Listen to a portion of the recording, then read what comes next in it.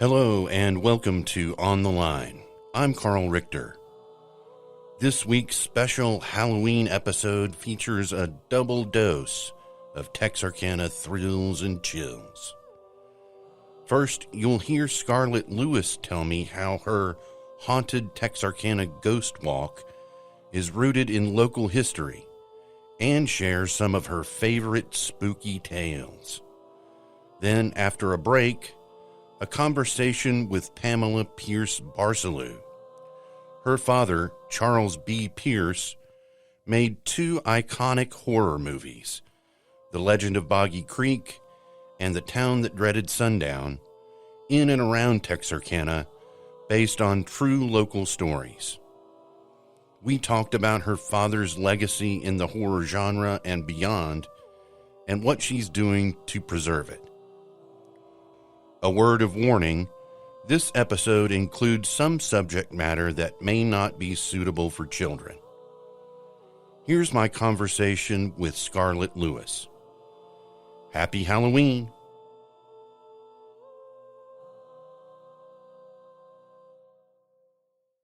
Hi, Scarlett. Welcome to the studio. Thank you for being here. This is going to be a lot of fun.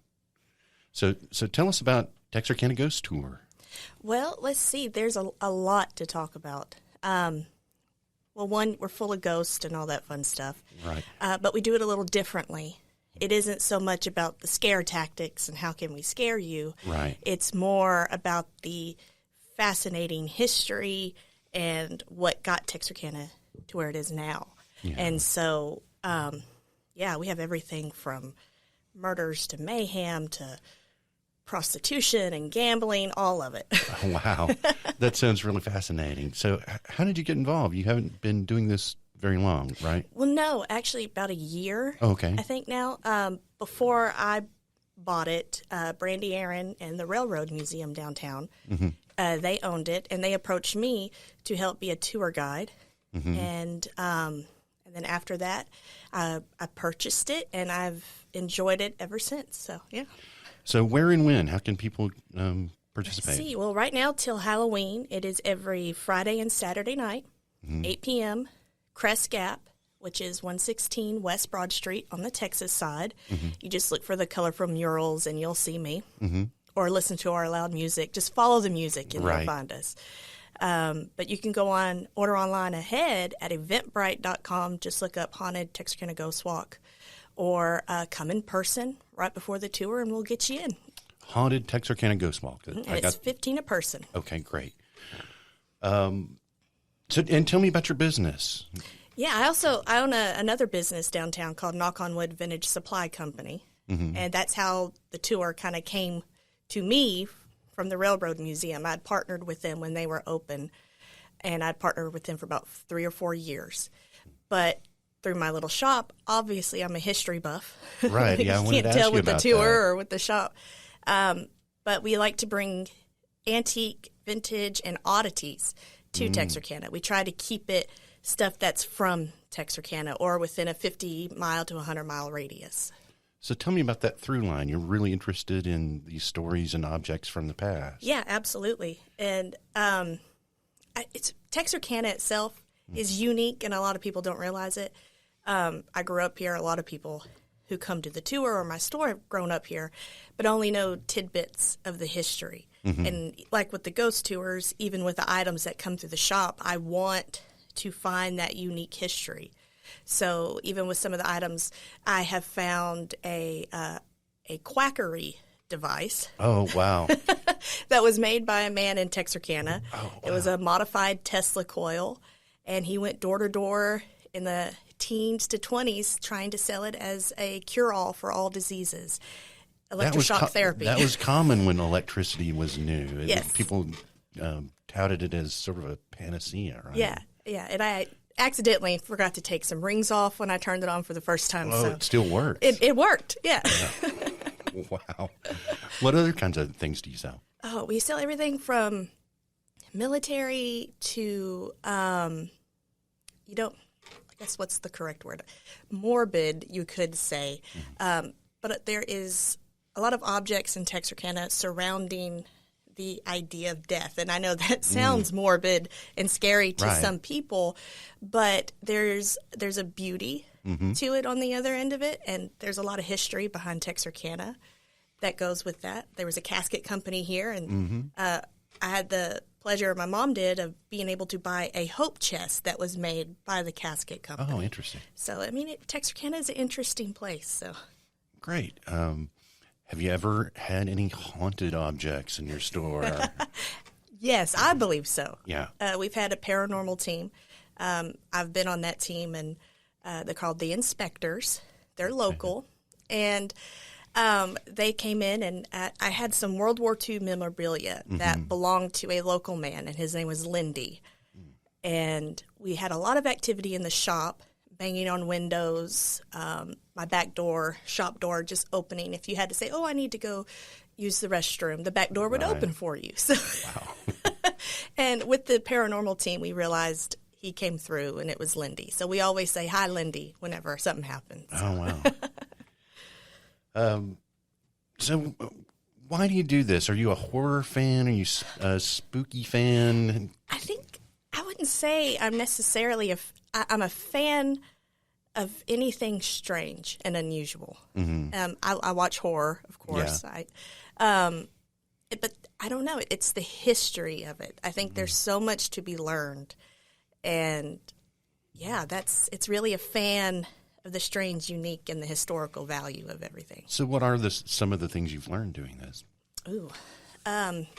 Well, one, and I think a lot of people have learned this who have taken the tour so far itself, and with my store, is how Texarkana flirted with legal prostitution. Oh, wow. That was one of the most fascinating things I had ever I've heard that a lot of the buildings downtown, if you go up on the second floor, there are all these small rooms. There are. Most of the buildings downtown. And there's one in particular that still had stuff, which I think is one of the ones you're talking about, that still had items left and account books and everything. In fact, I have a pin from one of the madams that was found and given to me as a gift. But I don't know, there's just a lot to be learned from that. And the madams themselves, they were some powerful women. Colorful characters, I'm sure. Yeah, and I learned a lot from Dr. Rowe, Beverly Rowe, who had the Railroad Museum. And she did, if I'm not mistaken, and she'll probably correct me later on this, is I think she did her dissertation on the women and the prostitution of Texarkana. Yeah. And so her telling that story one night at her museum just kind of wakened everything up for me. Yeah, it's interesting. People always think about Hot Springs as that vice capital, but no, it was here. The railroad brought all sorts of people here. It brought Texarkana started by the railroad, but I always tell a joke, and it was founded by criminals for criminals to be criminals. Interesting. So what kind of stories do you hear when you're on the tour? Do people ever tell you their ghost stories? They do. A lot of the usual stories, they've been touched or, they've heard things. But some of my favorites, and it does get sometimes on a personal level if we do a private tour, they'll talk about their own experience with their loved ones who's passed away. And then they'll start going on about how they talk to them or if they use lights to flicker on and off. So to me, it's the personal aspect that gets me every time. I guess people get a lot of comfort from that. They really do. They do. And we use a ghost box on our tour and a lot of other ghost hunting equipment, but it's that box alone. Tell me about that. What is that? It's a modified AM/FM radio, and you can get them Amazon or make your own. They're pretty simple. But it sweeps through radio stations at such a high frequency that our hope is it pulls out radio chatter, and what you're left with, hopefully, are the spirits talking. And sometimes we get a few curse words, so you can pretty much tell that's not radio chatter. Interesting. Yeah. I guess there must be sort of a performance aspect to this, right? Do you have to be something of an actor in telling these stories? You have to be. There has to be a storytelling within you to be able to do it. And you're probably seeing this. I know the listeners aren't, but my hands, I think I've hit the mic a few times. I don't know how to keep my hands still. That's okay. But that comes in handy. There has to be a flair for the dramatic. And And it's also to know what stories to emphasize and being able to read your crowd. There's going to be some stories that you can tell right off the bat the crowd is not going to care about. So you've got sort of a repertoire to choose from. Oh, yes, yeah. Luckily, those who owned the tour before me did massive research through the Gazette. Oh, wow. And through art newspaper archives. Right now, I just recently gathered all the articles they gave to me, and I want to say there's 150, 200 stories to go through. Oh, wow. So we're about to change up the tour again. Have you ever thought about doing a book? It's crossed my mind to put all of these together. And I know Dr. Rowe has done that, and it's crossed my mind to maybe sit with her and talk about that too. But, there's so much history. So. And people are really interested in it. That's one thing I've found doing this is our one local history episode just was very popular. So people are hungry for that kind of thing. I mean, it's obvious this is sort of an old city, but I think there's sort of a void of knowledge out there. Oh, yeah. And, we've had everything, like when I said it was started by criminals, for criminals, we've literally had just about every famous criminal to grace the streets of Broad and Olive Street and all that. So you have everything from Old West outlaws to Al Capone, Lucky Luciano, Bonnie and Clyde. Everybody kind of found their way to Texarkana. So that created this amazing story to be told. Do you have any personal ghost stories? Like personal things that happened to me on the tour? Or anywhere. I mean, you mentioned some stuff in your store. Well, yeah, I have my store stuff. Now, when I was with that paranormal team, the inspectors out in Little Rock, we were at a house called the Fee House. That was one of my first hunts. That was about 2-3 years ago. And we were on the top floor. There was maybe 6 of us in this old house. And the owner of the house was there. His name's Drew. And we were standing there talking together. And Jeannie, who's also on the tour, she came up to talk to me. And as we were standing there by the attic entrance, we heard someone running straight up towards us and this loud, just guttural growl in our faces. And that was the first time I think I'd ever had an experience where I wanted to push everybody out of my way and just say, nope, I'm out. That sounds terrifying. It was, but I kind of, I controlled myself, but yeah, that was a first. Do you ever encounter any skeptics on the tour, people who want to argue with you? Yeah, and I always start the tour with saying, you do not have to believe what I tell you. Everybody's experience is different. And so once I say that, they kind of ease up a little bit because it's nothing I push in their face. Right. You're not in some sort of evangelical ghost person. No, not at all. So. Okay, so I'm dying to hear a story or two if you won't spoil the whole tour. What are some of your favorites? Well, we're about to change the tour up, so I can tell you about one or two. One of my absolute favorites is from the old Parker Hotel. Now, it's next to where the McCarthy is. And as you're standing at the corner of Union Station and McCarthy. Is this building still standing? No, but the original mosaic floor is. Oh, so there's fencing around the floor, so you can't miss it. Okay. But it's about a woman named Bonnie who fell on hard times while her husband was away in World War II. And she needed money. She needed a job. She couldn't find work anywhere. She had no family here. He wasn't sending money home to her.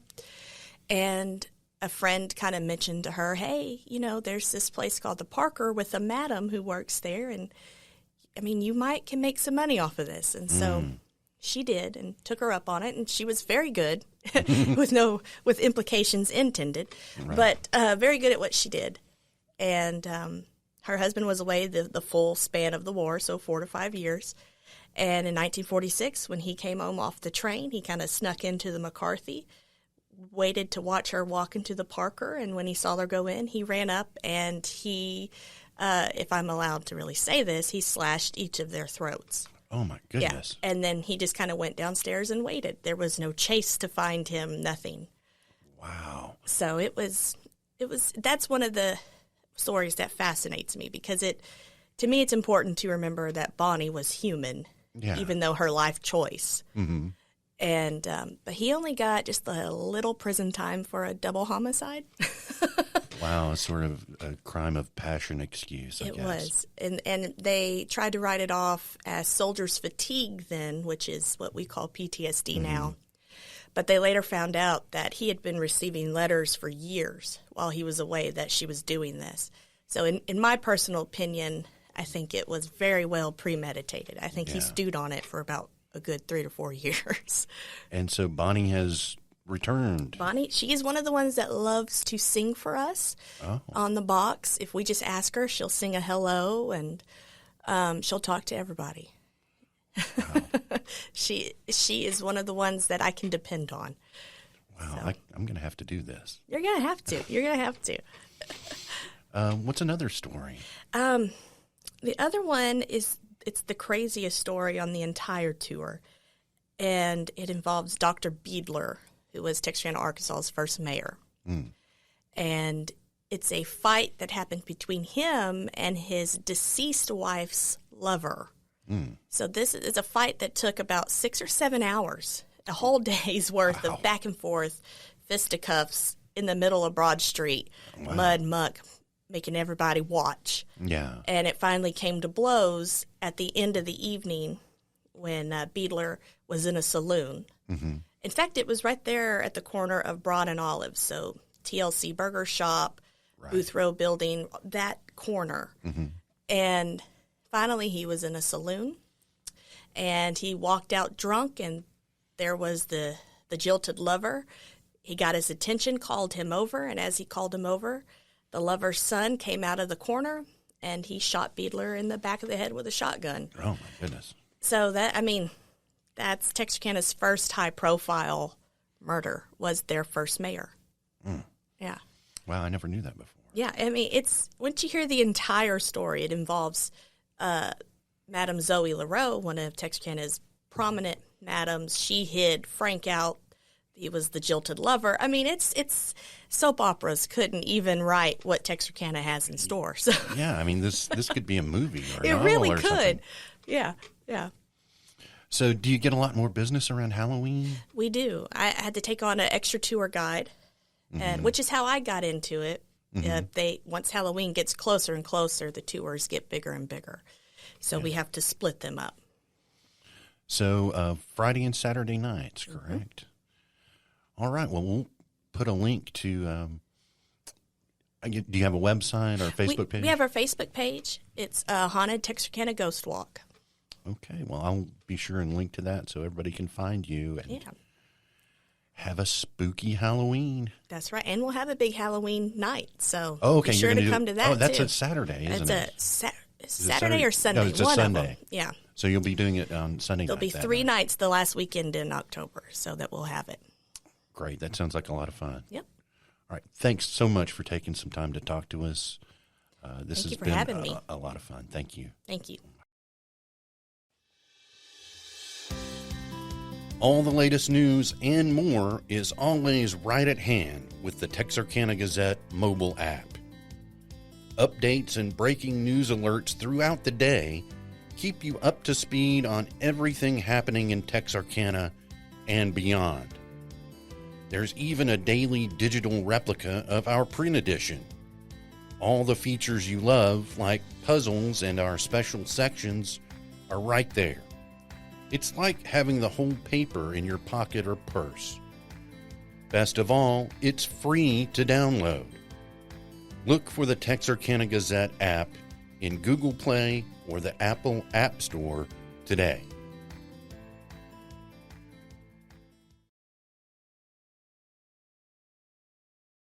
Joining me on the phone from her home in New Hampshire is Pamela Pierce Barcelou, the daughter of Charles B. Pierce, who made some iconic horror movies here in the Texarkana area. Thank you so much for taking some time to join us today.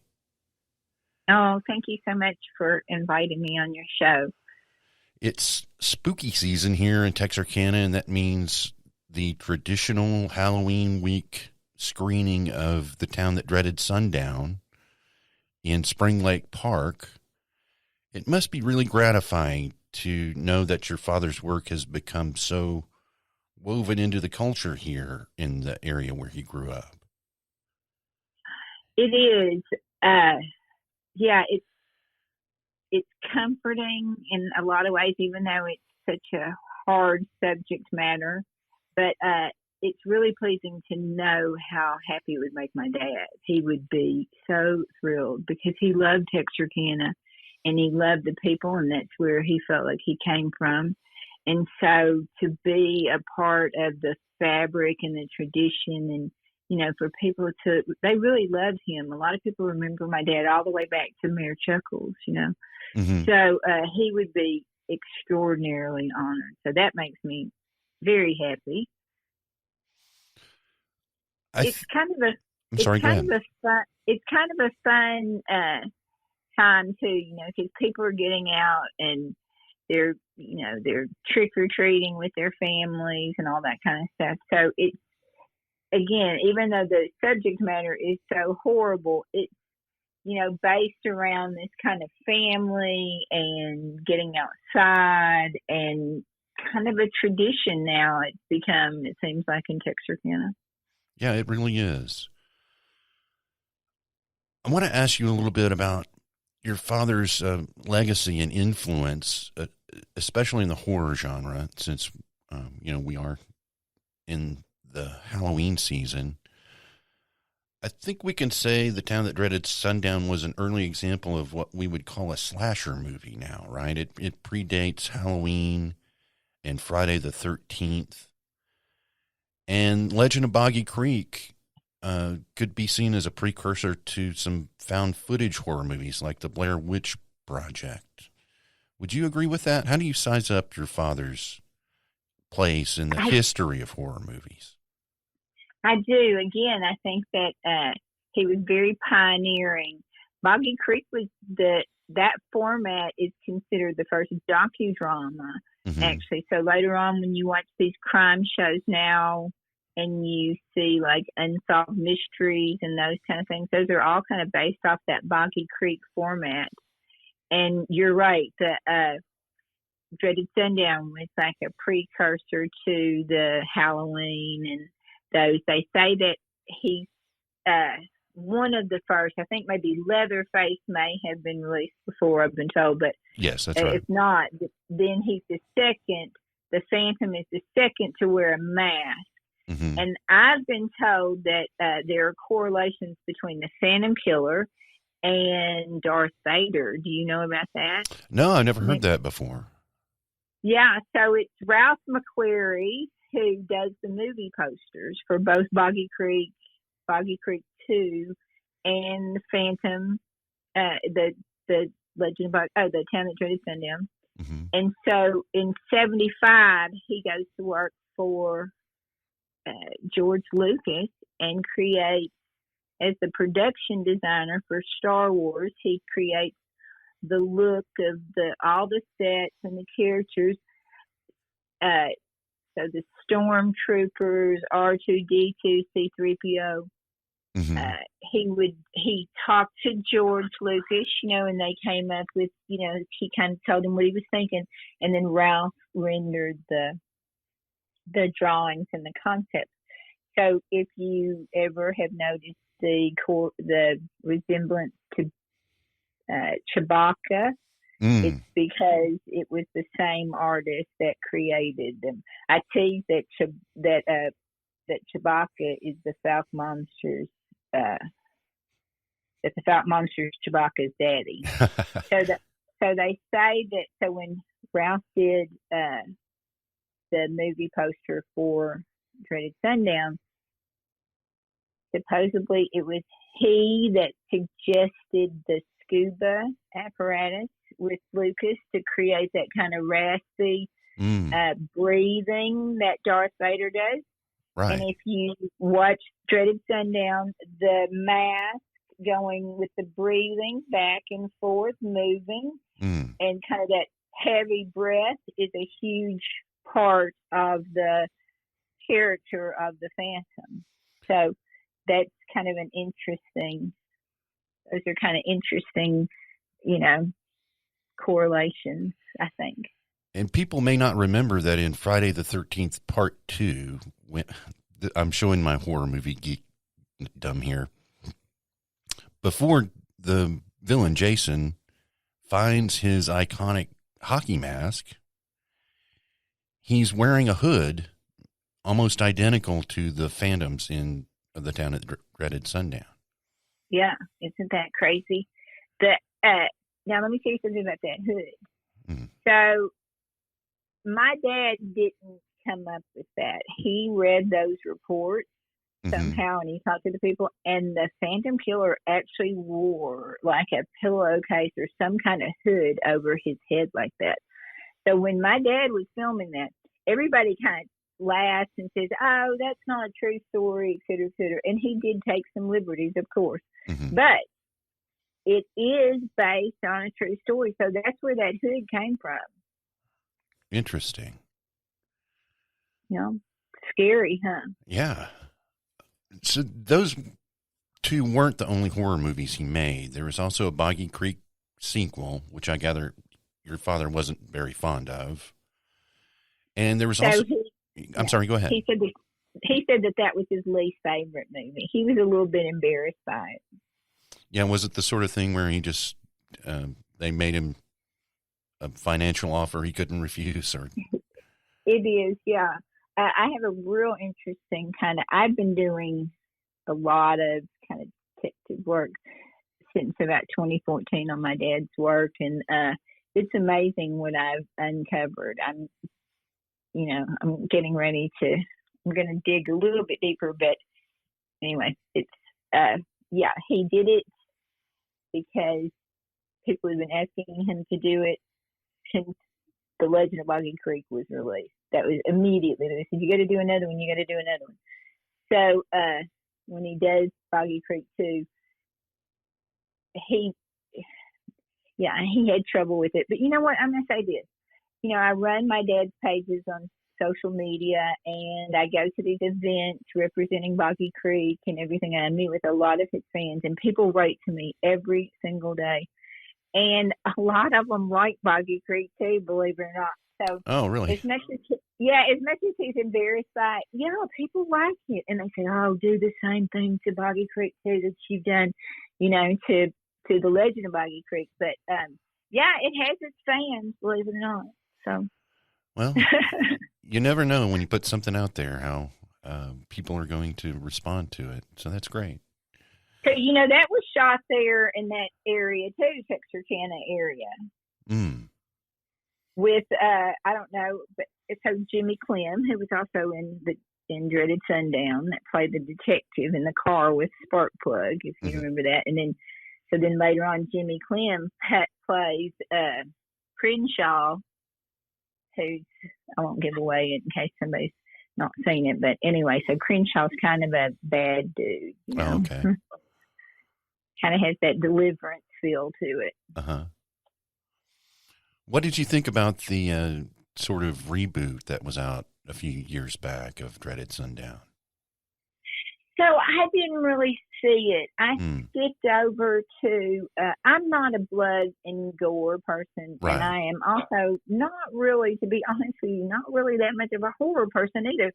My dad liked to scare us when I was growing up. Mm-hmm. And I grew up fearful, for many, many years. And finally I, learned how to shoot a firearm and decided I wasn't going to be afraid anymore. And right. so part of that is not watching scary movies. Now, there's a character based on my brother. And so people said, have you seen it? And so I skipped over to those parts and I watched it. But no, I didn't really watch it. I know that those guys are super talented that did the movie, and I know that I think it did pretty well. I mean, I don't think it did as well as the original, but and people tell me that the original is still a lot better. But I read these comments on social media and stuff, and I think that people, But now, Dreaded Sundown is still, even though it's considered a cult classic, a lot of people still don't know about it. Yeah, it's sort of obscure in a way. Yeah. Yeah, but it's not, of course, like Halloween, like you said, or the those big ones. They didn't turn it into that same kind of franchise. And of course, again, it's based on a true story, so Right. that alone kind of hampers it. Yeah. I don't know how much I should say about this, but I've thought about doing. So I'm working on some content myself, and there are other stories in that area that are beyond the Phantom Killer, that are true stories that are unsolved crimes in Texarkana. Mm. So I'm kind of envisioning like a City Confidential and explore some of these other cases and do a combination of a little bit, unsolved mysteries or whatever, and see if any tips come in. Yeah, there's a rich history here. Yeah, and true crime is kind of the hottest, arena in, for kind of television right now. A lot of true crime, and so I've been fascinated by it forever. I remember reading all about the Phantom Killer, especially as I got older, and my dad being associated with it and everything. But again, like I said, I stopped reading that stuff. But the other day, I knew about them. I knew about those cases and everything.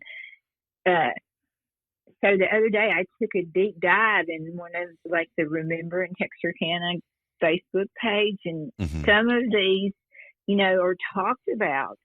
And I was like, yeah, so. Yeah, and I've got there's some shocking connections, believe it or not.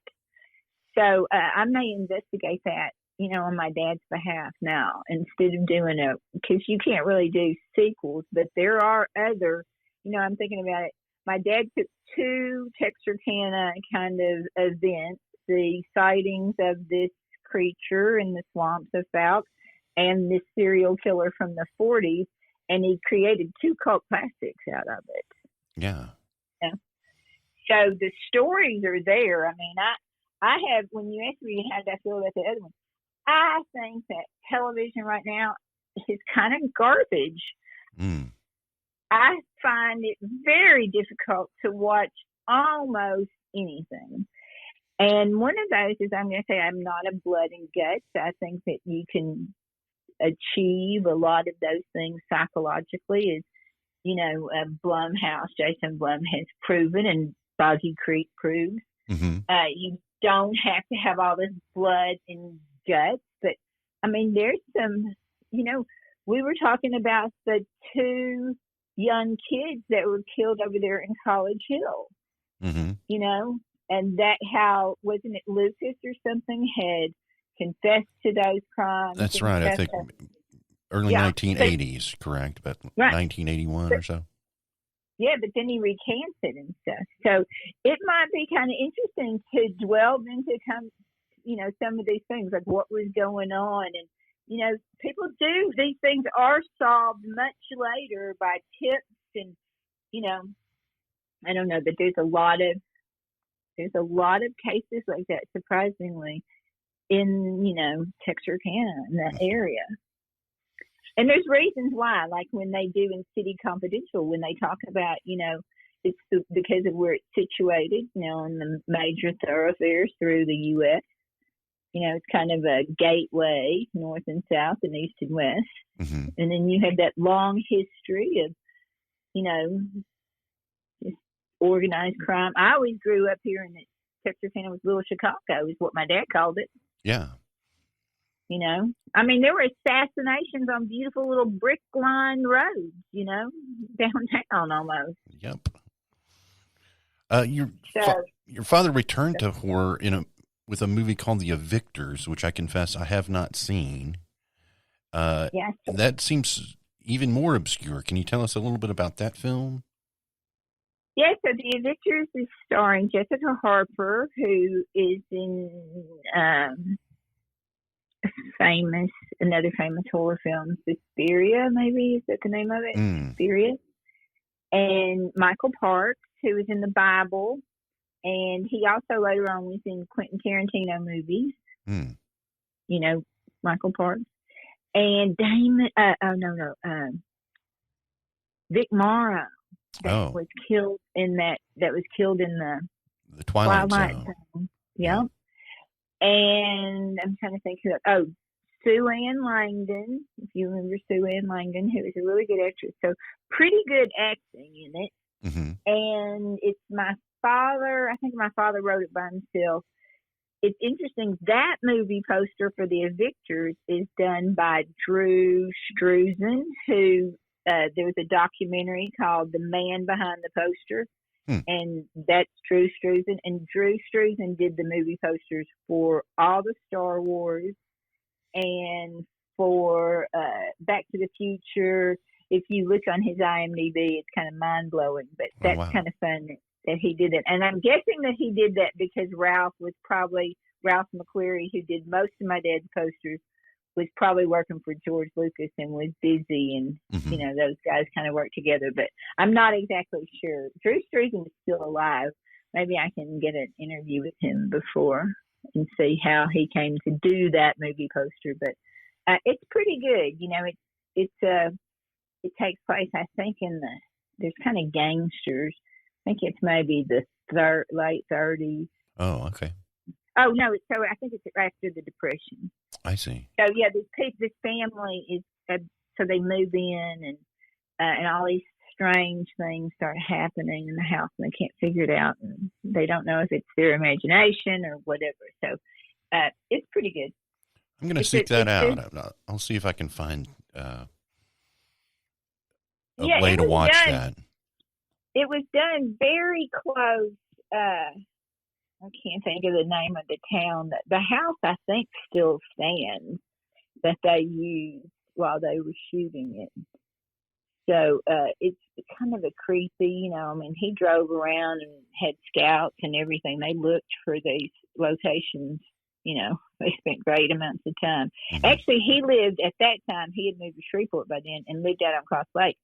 And in The Evictors, there's a big White House with columns, and it's the boss's picnic. He's hosting a picnic, and that's my dad's actual house. Wow. Yeah, so that's kind of a little tidbit. We should say. I think it was. I'm sorry. Go ahead. It was one of the last movies that Vic Morrow did before his accident on Twilight Zone.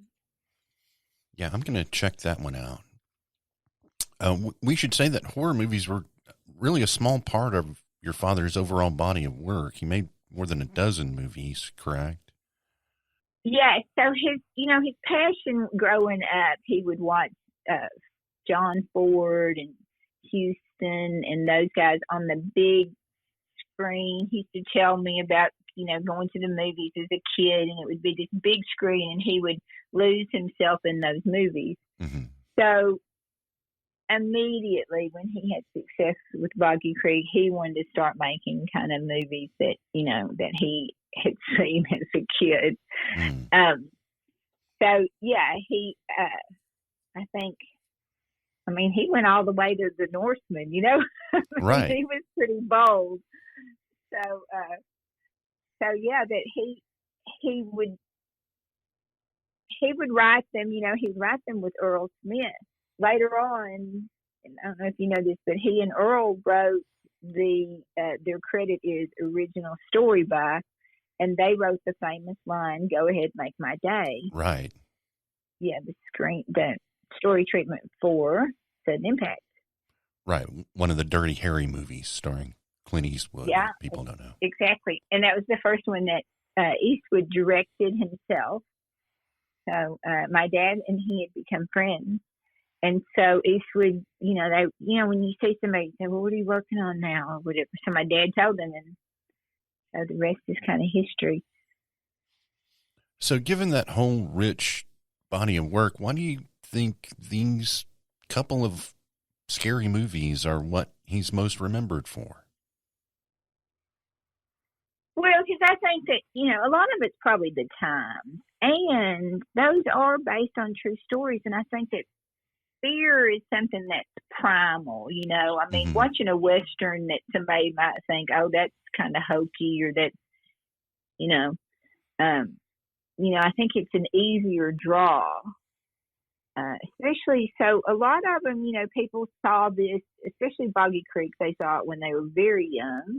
Mm-hmm. And then with Dreaded Sundown, both of them, Boggy Creek and Dreaded Sundown, they were drive-in favorites too. So I think there's a nostalgia kind of aspect as well to it. Mm-hmm. And to be honest with you, I mean, they're pretty mild films, considering what is put out there today, especially Boggy. I mean, how many G-rated horror films are there? Right. Yeah. So I know the Wizard of Oz used to scare me with the witch, but and so those flying monkeys. Woo. Yeah. Oh my gosh, wasn't it terrifying? And the mean trees. Yeah. So it's kind of, I guess it's kind of like that. People compare it to Wizard of Oz, believe it or not, a lot, especially the restoration. They tell me that the movie looks like, so when you watched it before in the pan and scan, it looks like at the beginning of the Wizard of Oz where it's at black and white. Mm-hmm. And then when it goes to color, they said that's like the restoration and remaster. And I think that's a really good analogy because it's, it literally, so with the Legend of Boggy Creek, a lot of people say, oh, I had that movie on DVD. Well, what they have is a little thumbprint, basically. They have what they call a pan and scan, which they had taken a copy of the film, put it on the screen, and then they panned and scanned across the screen as there was movement. Right, as opposed to showing the full widescreen image. Correct.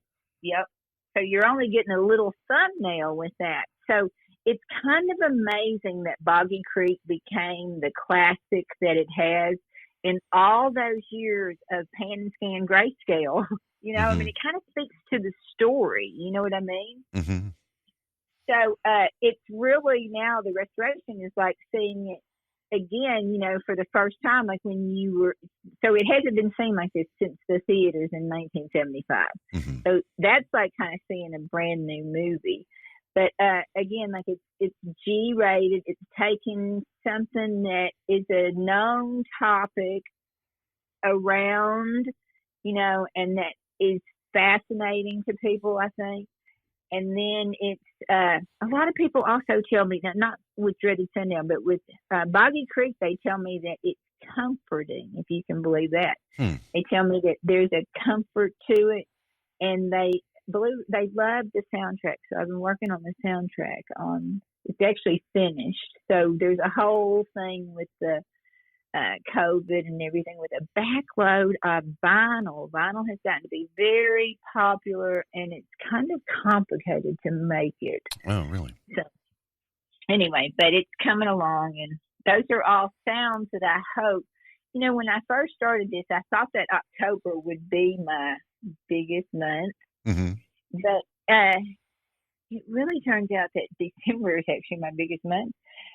I mean, in my short time, I've been selling for a year. But to me, with the poster and those oranges and just the whole mood of the movie, to me, it's perfect for this time of year. We've been talking about the digital restoration of Boggy Creek that you commissioned. It's been a couple of years ago now. Are there any plans to do any more of that sort of preservation or restoration work on any of your other of your father's movies?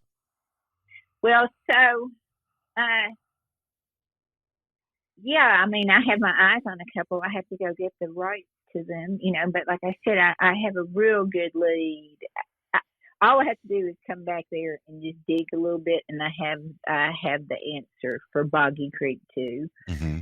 So it's going to be mind blowing when people find out like who financed that movie. Mm. Yeah, Interesting. Yeah, it's going to be mind blowing. But anyway, well, you'll have to stay in touch with us about that here at the Gazette. Yeah, I will. It's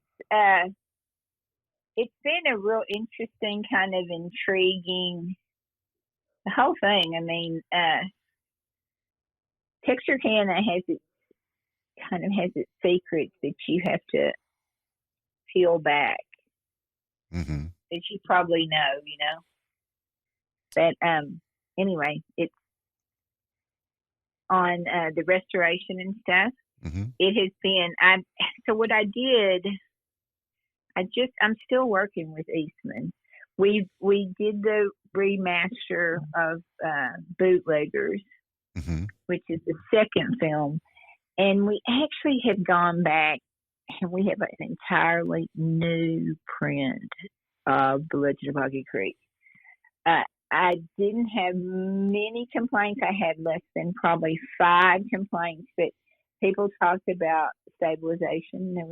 There was a jitter, and most people it didn't bother at all. But I went and looked at it again, and I saw it, and I hadn't seen it before. And I, like I said, I'm not a big movie person per se. Mm-hmm. I've seen The Legend of Boggy Creek so many times it makes your head spin. So I didn't know what to look for. I'm not a professional, so that's the reason I'd gone to Eastman. But, they also knew that I was on budget constraints and all that kind of stuff. So they gave us, our print has won, it came in first runner-up. It is Best Blu-ray by this Rondo Hatton Classic Horror Award. Oh, wow. Yeah, and it had honorable mention for Best Blu-ray DVD restoration. But when I saw this, now it is kind of what you said, found footage, so it already lends itself to that. So most people it didn't bother at all. But I thought, hey, I'm doing this for all time. I want this to be preserved for future generations. So I knew I had to fix it. And my guy at Eastman he has retired. Mm-hmm. So and he didn't want to do anymore, I was like, Right. I said, no. So anyway, I badgered and then whatever. And so we have this new print that is just phenomenal. I thought it was good before. It's really, really, really, really amazing now. And I'm working on a bonus to go with it. And then hopefully I have a big box store that I have been working on a project with, and hopefully I'll get it out there with the UHD. Oh, wow. So I've really been working hard to get it there, and I think I'm almost there. And my goal always was to replace that pan and scan with this beautiful print. Right. So on that part. So, and on Dreaded Sundown, I don't have as much control because that is owned by like Sony Mm-hmm. and those guys. But I do think that there are possibilities about licensing some things and perhaps even products and, that kind of stuff. So I've been thinking about it a lot. Well, we horror fans will be looking forward to all that. And like I said, just stay in touch and we'll be covering it all in the Gazette. We appreciate it so much. I know my dad would he would be tickled. He loved to, like I said, he loved to scare people. That was one of his big thrills in life. So, well, thanks so much for taking a little time to talk to us today. I think people here will find this very interesting. I appreciate you having me on the show and that we can talk about my dad and kind of keep his little legacy alive. Happy Halloween. Thank you. Tell everyone I said hello. I will. Talk to you soon. Bye-bye. On the Line is a Texarkana Gazette podcast recorded in Star Bear Studio, right here in downtown Texarkana, USA. The show was written, produced, and edited by Karl Richter. News stories are based on Gazette staff reports. Texarkana Gazette podcasts are made possible in part by a grant from the Google News Initiative Journalism Emergency Relief Fund. I'll see you next week. On the Line.